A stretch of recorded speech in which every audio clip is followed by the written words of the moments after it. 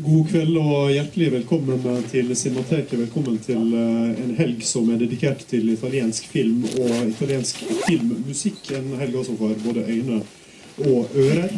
I'm going to switch to English since our guest speaker tonight comes from Italy. This is a seminar that is co-hosted by Cinemateket and the Italian Cultural Institute in Oslo and the Institute for Media Studies at the University of Oslo. This is actually a seminar, the eighth seminar that we do here. We started in 2011 with a weekend seminar on Federico Fellini, and then we've done a new seminar every year on different topics and different filmmakers. So this year, the focus of the seminar we have agreed is on Italian cinema and Italian film music, because that's quite an exciting field to enter into. I would like, before we start, to thank our partners, Ove Solum and Helge Rønning from the IMK at the University of Oslo, and Matteo Fazzi from the Istituto Italiano di Cultura, our good partners in this project. Then, before introducing our tonight's guest speaker, Maurizio Corbella, who comes from Italy, I would just like to say a few words about the program tomorrow, because we have an exciting day tomorrow with 3 sessions. The first session will be a lecture from Jon Roar Bjørkvold, who I believe that quite a few of you know from before, is quite a nestor in Norwegian musical science. He's released several books that have become reference works in the field of music and children and music and education. His most famous book is called The Musiske Menneske. I think the English title is The Muse Within. Is that correct, Jon Roar? That's right. Yeah. So he's going to do the first lecture at 12 o'clock tomorrow, and his lectures are always hugely entertaining, and I'm looking forward to it. His lecture will be followed by a screening of Federico Fellini's film La Strada with the music by Nino Rota. The second session tomorrow will be a lecture by Tor Joachim Haga, who is a film critic and a film writer. He writes about film and film music for Montage journal, the online journal in Norway. He's also been a contributor to Film Score Monthly since 1998, and he has a website called Celluloid Tunes that he's running, and I know that he's also dreaming of establishing a film music festival in Norway at some point in the future. And then tomorrow evening we're going to close up the day with a session where Eskil Vogt, who's a screenwriter and director, he made the film Blind, and is also screenwriter who's worked with Joachim Trier on all the feature films of Joachim Trier, and notably they did their latest film Thelma was very influenced by Italian genre films from the 70s. So Eskil Vogt will talk a bit about influences that they used when making the Thelma, and then we will screen the most recent restoration of Dario Argento's film Suspiria, which is a brand new restoration, with the seminal score by Goblin, and Eskil Vogt will talk about that. It's also highly recommended. So now I would like to move back to tonight's event. We are very fortunate to have one of the leading experts from Italy, who has done a lot of research on the topic of Italian film history and music. He's done a lot of publications dealing with Italian cinema and Italian music, sound and production processes in Italian cinema, 1950 to 1975 are among his publications. He's also written about electronic dance music in more contemporary Italian film, and has written about the use of sound and music in the films of David Lynch, and much more. And also, what is more fitting than introducing the film Miracolo of Milano, than a scholar from Milano. Maurizio Corbella is based at the University of Milano, as you see. So please welcome Maurizio Corbella. Thank you. Thank you very much. Let me say that I'm really excited to be here and grateful to the organizers. I want to thank especially Matteo Fazzi from the Institute of Culture, Italian Culture in Oslo, the University of Oslo, and of course the Film Museum, who are hosting this very thrilling initiative, and I'm glad to be part of it. So, excuse me, I have to talk in English. I haven't. Unfortunately, I don't know Norwegian, but maybe next time I come. The title of my talk is a play on words on the title of the film we are going to watch tonight. Miracolo Milano was in fact titled originally, the work title was I poveri disturbano, literally meaning the poor cause disturbance. Another way to say to cause disturbance is to interfere. As it happens, interference has often something to do with sound. In the Sika's film, the poor interfere in the lives of the rich by simply managing to live a joyous and loud existence, in spite of their social condition. At various moments in the film, the poor sing and dance a catchy song, which was composed, like the entire score, by Alessandro Ciccognini. This song has a captivating melody and lyrics and becomes the true earworm of the film.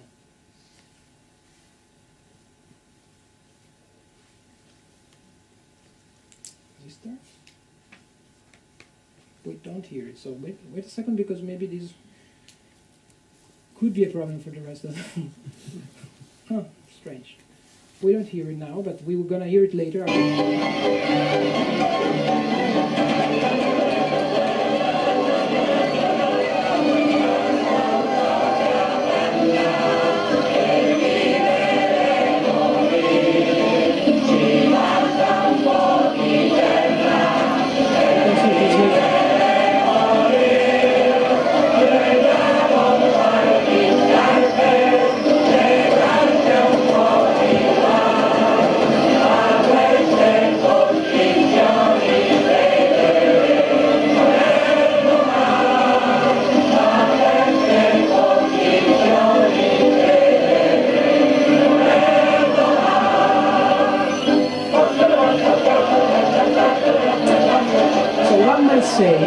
One might say this is contagious. For one thing, this song is meant to stick with the audience in a way that once the film is over and the viewers are back in their homes, they will have internalized it and even sing it to themselves. We could even go as far as to say that thanks to this very song, the moral apologue represented by the story of Totò, the protagonist of the film, who lives his life in poverty, but with tremendous kindness, can reach beyond the screen's surface and affect the cinemagoers. Somewhat like a miracle, like a drop of magic in a neuralist vision of the world, the goodness of Totò interferes with our own lives, aiming to change us through the power of example, the power of melody.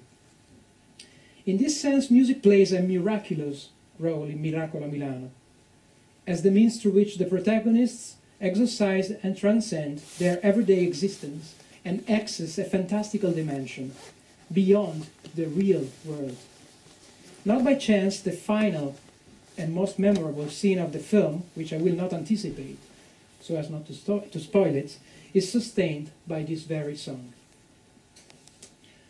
I was asked to introduce you to music in Italian cinema. Yet, of course, it is no easy task to sum up the rich and fragmentary history of film music in Italy in the space of one presentation. So I thought that indulging on the metaphor of the miraculous interference and using the Sika's film as a case in point, I could introduce you to some recurring themes of Italian film music history and uncover at least two ways in which this metaphor holds as a general assumption of music in Italian cinema. First, music itself was often considered as a disturbance, an interference in Italian cinema, both in production and aesthetic terms. Secondly, music was often deemed miraculous due to its transformative power. its ability to rescue films from their weaknesses on the one hand, and add new dimensions to the stories narrated in the movies on the other. We have a justified tendency to crystallize film music in Italy around two internationally leading figures, that is Nino Rota and Ennio Morricone. The fact that these two composers are from different generations, and that one of them is fortunately still active professionally, gives us the impression that by dealing with them, we are covering the major part of music in the golden era of Italian cinema. Moreover, given that their careers encapsulate some of the most remarkable partnerships in Italian cinema, reinforces this impression. Rota famously collaborated with Federico Fellini, of course, and Luchino Visconti, but also Edoardo De Filippo and Mario Monicelli, and many others, of course. While Morricone worked with Sergio Leone, Elio Petri, Pierpaolo Pasolini, Giuliano Montaldo, Giuseppe Tornatore, and several others. As a historian, however, I feel some resistance against embracing this exclusive narrative, although I clearly understand its rationale. My argument is that the richness of Italian cinema and its music lies in its variety and diversity. At the same time, I do believe that we can better grasp the exceptionality of the above-mentioned figures if we set them into perspective within a broader context of Italian music history. For instance, going back to Alessandro Ciccognini, the composer of Miracolo Milano's score, who long collaborated with De Sica and another father of Italian author cinema, such as Alessandro Blasetti, referring to him works well as a representative of the issues that I intend to cover, in that Ciccognini was first and foremost a skilled professional composer rather than an exceptional one. Ciccognini chose to pursue a career in film scoring since the 1930s because he believed cinema could become the opera of the 20th century. These are his words. And to a certain extent, he wasn't wrong. He developed the kind of pragmatism that the film industry required. For example, working under great time pressure and frequently with outdated technologies compared to international standards. Being underpaid, having to struggle to grow a reputation in the domain of musical academia, and so on and so forth.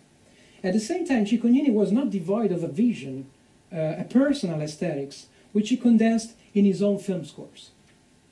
In a nutshell, cinema rewarded him artistically, but also caused him great distress, so much that he abruptly quit his film career in 1965 and allegedly threw all his scores into the river Aniene, close to Rome, out of disdain and resignation for the low consideration given to film composers in Italy, stigmatizing the direction film music was moving towards in those years.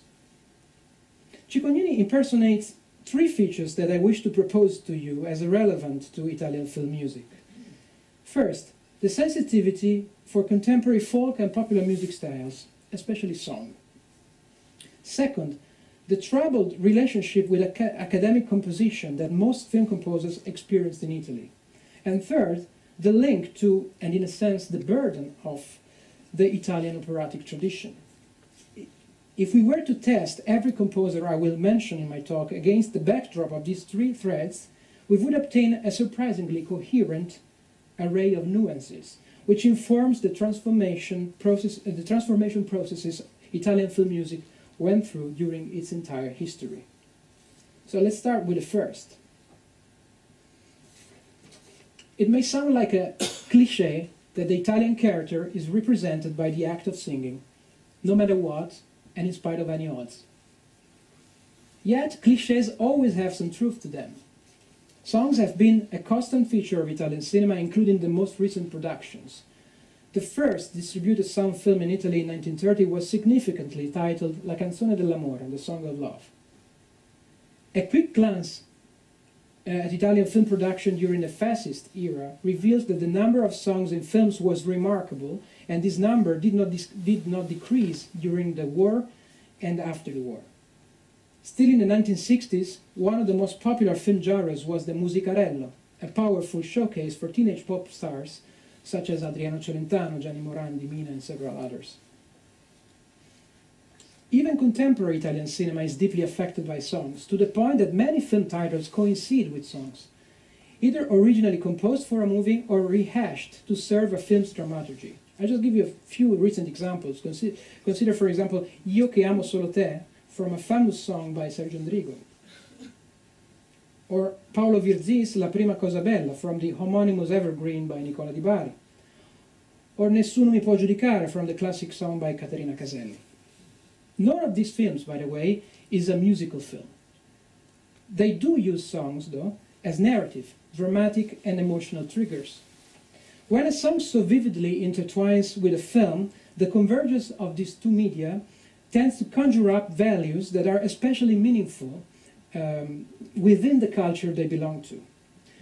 Not by chance, one of the most prolific film composers of the 1930s was a songwriter named Cesare Andrea Bixio, who authored a wealth of very popular songs whose fame surpassed the films that featured them, and that survived despite the fall of the fascist regime and the partial oblivion of the films. Think of Parlami d'amore Mariù, a song originally composed by Bixio for a successful 1932 film by Mario Camerini, Gli uomini che mascalzoni, which launched Vittorio De Sica as a movie star and an atypical crooner.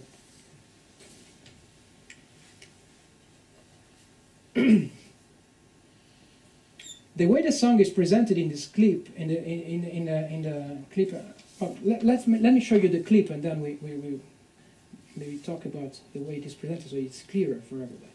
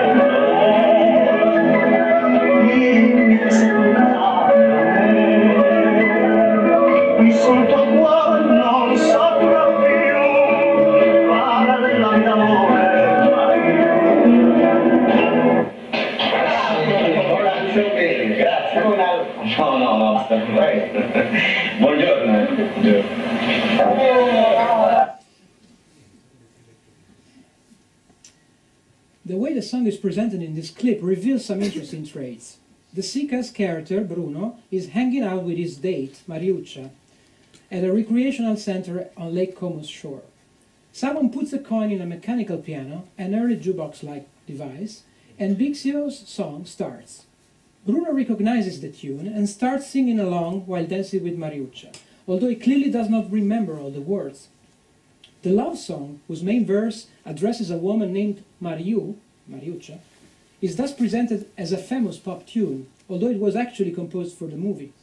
In this fascinating karaoke-like sequence, Bruno's learning the lyrics reflects the audience's process of appropriating the song.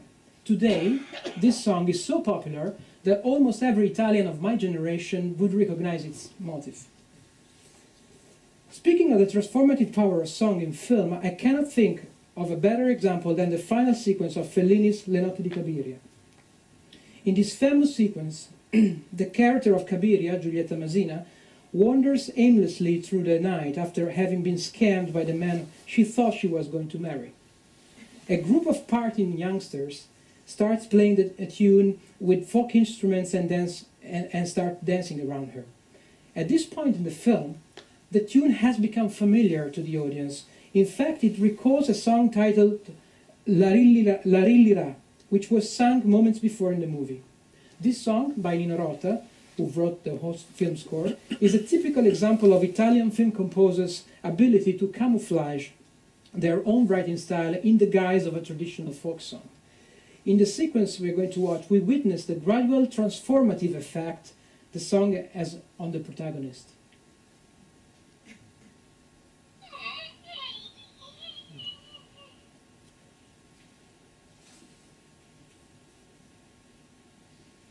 Ammazzami, ammazzami, buttami giù, non voglio più vivere.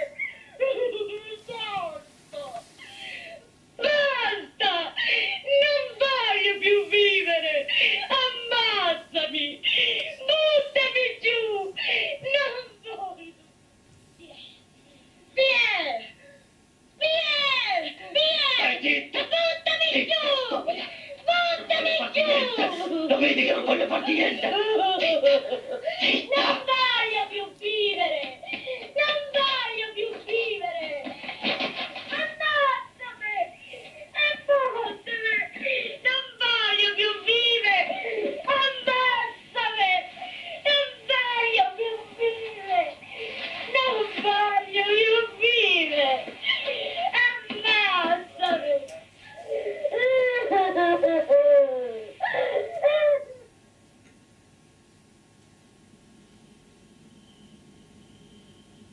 I'm going to skip a little further.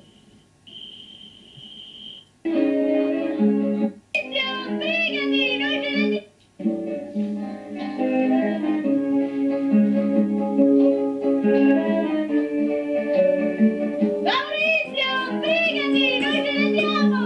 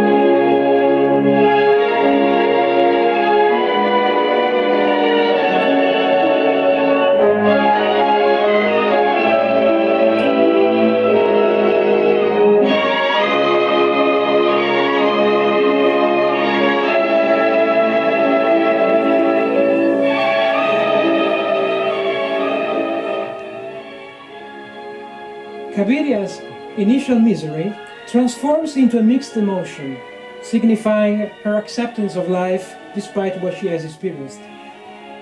Cabiria's existential transformation is doubled by a musical transformation, as we witness the music switching from the world of the characters to the orchestral underscoring. In his seminal study, film music scholar Sergio Micheli noted that Nino Rota's music acts as a proper character of Fellini's cinema, and I think that this example perfectly proves his point. Once again, music breaks in, it interferes with Kabira's inner misery, and in doing so, it miraculously transfigures our way of seeing things. The second point, the troubled relationship with academia. So because songs are such a key factor in Italian 20th century popular culture, they have oftentimes been at the center of a heated debate, sparking divides between highbrow and lowbrow music, between art and entertainment, and so forth. These debates affected film music as well. Song was frequently seen as the lesser sister to highbrow and serious music, as much as cinema was seen as a lesser art form compared to theater. The diminutive and derogative term canzonette frequently accompanied the judgment as to how low the film music profession could get. Famous modernist composers such as Ildebrando Pizzetti, Gianfrancesco Malipiero, and others strenuously opposed film music because they considered writing songs, dance numbers, or incidental music for films a degrading activity. Famously, at the beginning of his career, Ennio Morricone hid his job as music arranger and composer for films and the record industry from his mentor, Goffredo Petrassi, who was from the same generation of the mentioned composers. In a nutshell, film music had to struggle before becoming a respected profession in the domain of academia. And one could even argue that, to an extent, such a degree of acceptance has not yet been fully achieved, even in present-day Italy. All this being said, starting with the 1950s, film music witnessed a new generation of musicians who did not necessarily have an academic background, or if they did, they were equally well-versed in other musical idioms, such as jazz and popular music. In Miracolo, Milano, Cicognini significantly juxtaposes popular song to jazz, the expression of the urban bourgeoisie. For the next generation of composers, mastering jazz, pop, and even experimental music languages becomes a required skill. Alongside Morricone, I can name figures like Riz Ortolani, Piero Piccioni, Armando Trovaioli, Piero Umiliani, Luis Bacalov, and later Nicola Piovani in this category of musicians. The contributions of these composers were groundbreaking and experimental in that they renewed the vocabulary of film music and created a syncretic sound that is still internationally recognized today as the sound of Italian cinema from the 1960s and 70s. And think about how many times American directors like Quentin Tarantino or Rodriguez refer to this particular age of Italian film music in their own movies. As an example, I will show you the opening credits for the widely acclaimed film Salvatore Giuliano by Francesco Rosi, a key example of the so-called genre of cinema d'inchiesta, investigation cinema. The collaboration between Rosi and composer Piero Piccioni, a talented jazz pianist who was self-taught in composition, is one of the most consistent and durable in the history of Italian cinema, accounting for 12 of the total 15 feature-length films directed by Rosi and covering a time span of 28 years. Rosi's films aimed at producing new compelling interpretations of historical facts, some of which are sealed as classified information by the Italian government to this day. This may be one reason why the music in most of Rosi's films, scored by Piccioni, refuses to rely on traditional musical dramatic devices and privileges drones, static drones, and rhythmic spasms instead, here carrying a certain Stravinskian flavor in this next example.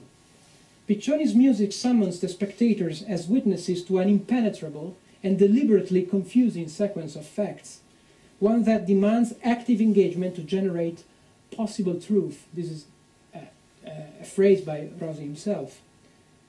The truth is only possible. We only have interpretation. We don't know how things went. There is no music. It is a music of struggle that neither provides nor seeks for antidotes.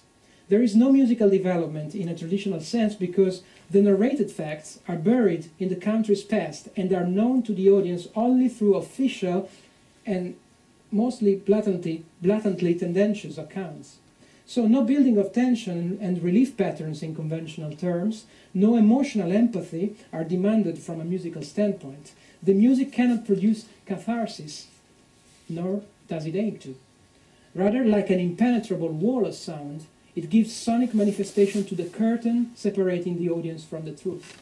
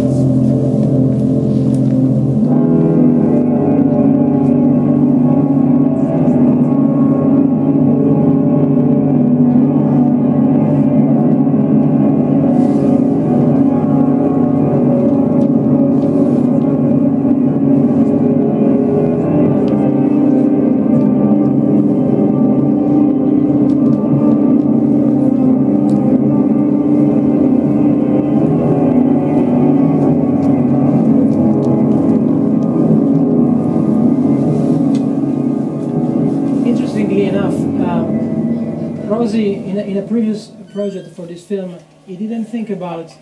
He thought about a completely different opening credits with a Sicilian song and the gunshots heard in the distance.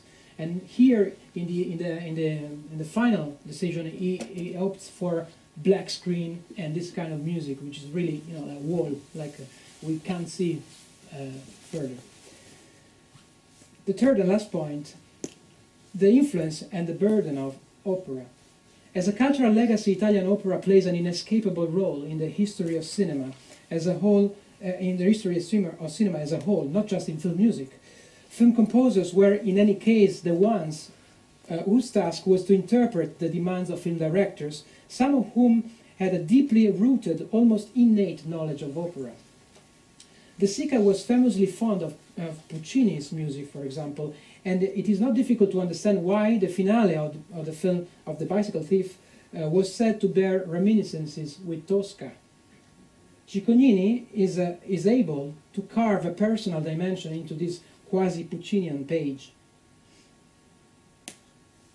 Very famous, but maybe it's... Oh, it doesn't work. So, wait, maybe we can try again, once. Tira, è meglio che te ne vai, va. Lo ringrazio a Dio, va. Manna.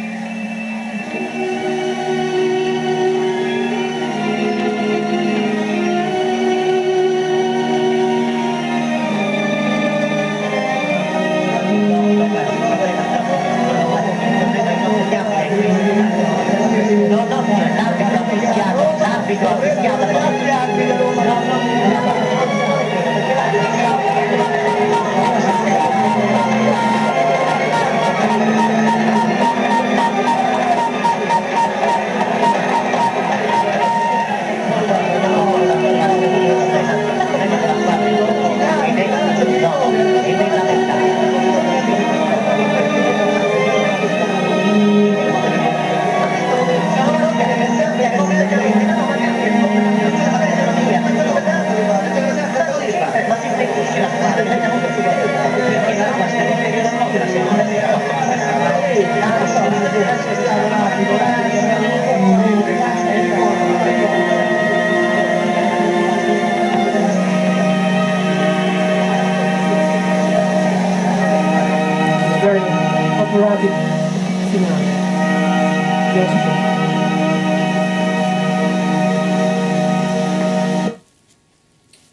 composer was profoundly influenced by opera, to the point that he started a career as an opera conductor, was Carlo Rustichelli, whose name is mainly tied to his long-lasting collaboration with Pietro Germi, one of the most sophisticated interpreters of the commedia all'italiana genre. In Germi's films, reminiscences of opera are frequent, and operatic subjects are mainly treated as archetypes to be ironically reverted in order to bring out the grotesque traits of the stories. Music, of course, is charged with key functions when it comes to this task. In Divorzo all'italiana, divorce Italian style, there are several ways in which references to opera add to the tragicomic dimension of the story. The film is set in the imaginary Sicilian town of Agramonte, where Baron Ferdinando Cefalù, known as Fefè, Marcello Mastroianni, falls in love with his 16-year-old cousin, Angela, Stefania Sandrelli. However, he has been married to Rosalia for 12 years, a woman whom he cannot stand anymore. But she loves him very much. Since divorce did not exist in Italy at the time, the only way for Fefè to escape from the clutches of his marriage is the honor crime.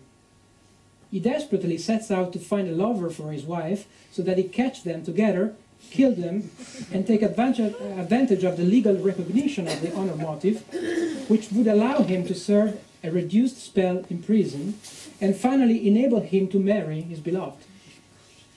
Fate gives Fefè a hand. Following a row with her husband, Rosalia turns to an old flame for consolation. On hearing of this liaison, Fefè facilitates their meetings and spies on the potential adulterers.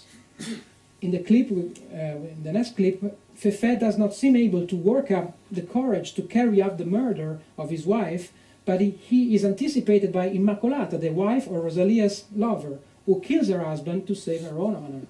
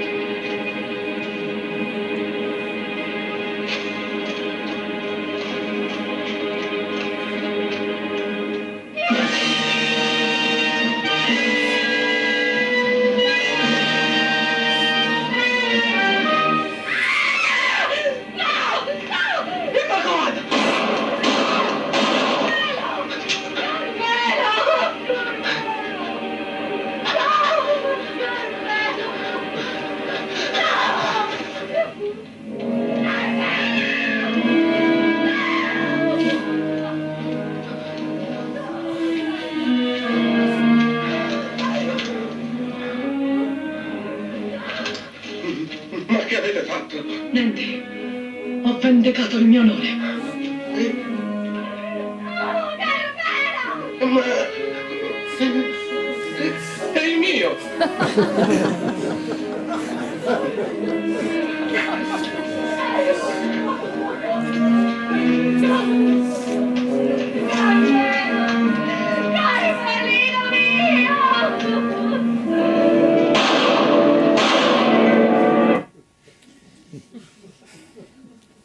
The Marche Funèbre, underscoring this sequence, is arranged in the guise of a southern Italian marching band sound. However, its style is also clearly inspired by Verdi's writing. And I quote a colleague of mine, Matteo Giugioli, who writes, "The melodic structure is Verdian, and so is the orchestra coloring. These Verdian overtones in Rustichelli's melody seem to evoke an opening like that of the Miserere from part 4 of Il Trovatore." End quote. After the murder, the sequence continues with Fefè's voiceover recounting his trial. Here, another cantabile operatic motif surfaces, whose sentimental affect somehow recalls the Amami Alfredo from La Traviata. The context of its use, however, is irresistibly ironic.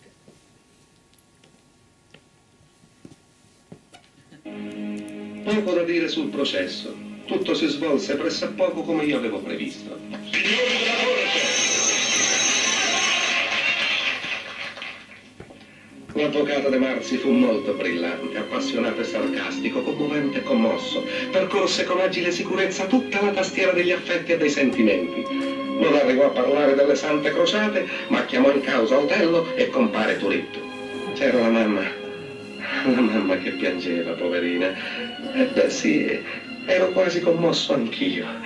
Poi tirò in ballo mio padre. Dissoluto, alcolizzato, corruttore di giovinette, sicuramente affetto da qualche malattia innominabile, seminatore di cambiali e di figli illegittimi. Beh, era chiaro che l'attenuante di gravità ereditarie poteva facilmente aggiungersi ai motivi d'onore. E infine portò in aula la vedova Patanè. Non riuscì a portare in aula i suoi figli perché, data la tenera età, il codice di procedura penale lo proibiva, ma esibì le loro fotografie. E le immagini di quei poveri orfanelli mi giovarono molto. Non saprei perché. Forse perché in Italia i figli sono sempre figli.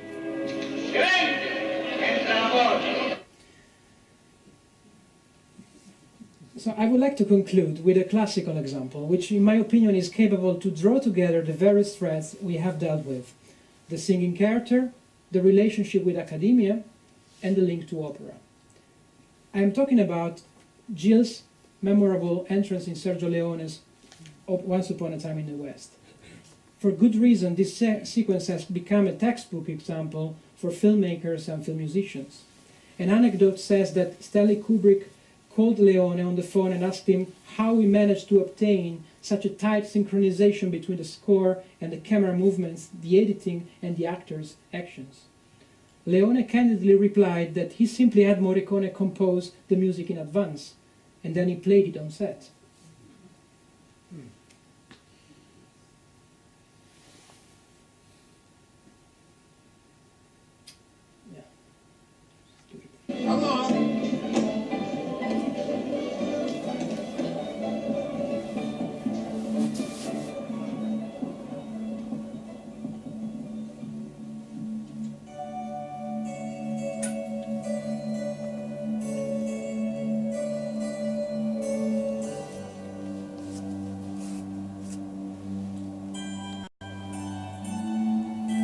This sequence is very well known and very much commented. I just ask you to pay attention to the synchronization of the expressions, but mostly of the camera movements. In a few seconds there will be this famous crescendo of the music, which also is paralleled by the crescendo, by the heightening of the camera that goes to an establishing shot.